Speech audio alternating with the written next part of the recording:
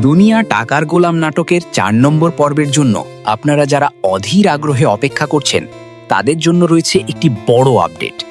কথা ছিল প্রতি সপ্তাহের রবিবার ও বৃহস্পতিবার এই নাটকের নতুন এপিসোড আসবে, কিন্তু গত ২৮শে মে বৃহস্পতিবার ঈদের কারণে নাটকটি আপলোড করা হয়নি। এরপর সবার চোখ ছিল আজকের দিনটির দিকে, কিন্তু আজ ৩১শে মে রবিবার দুপুর ১২টা পার হয়ে গেলেও কেন ৪ নম্বর পর্বটি আসলো না? কেন আবারও পেছানো হলো এই ধামাকা এপিসোডটি?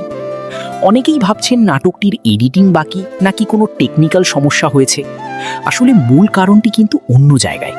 ডিরেক্টর শাহিদুর রহমান সবুজ এবং পুরো প্র্যাঙ্কিং টিম আগে জানিয়েছিলেন যে ঈদের কারণে বৃহস্পতিবারের পর্বটি আজ রবিবারে আসবে, কিন্তু ঈদের আমেজ এবং উৎসবের ছুটির রেশ এখনও কাটেনি।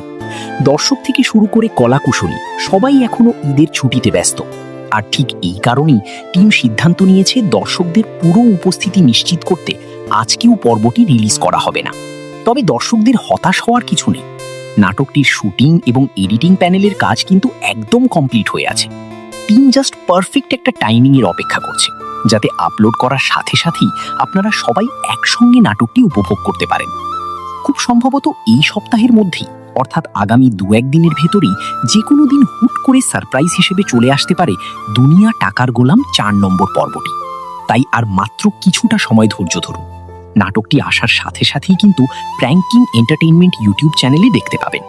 আপনাদের কি মনে হয় ৪ নম্বর পর্বে শান্ত আর লামহার রসায়ন কেমন জমবে? কমেন্ট করে ঝটপট আপনার মতামত জানিয়ে দিন।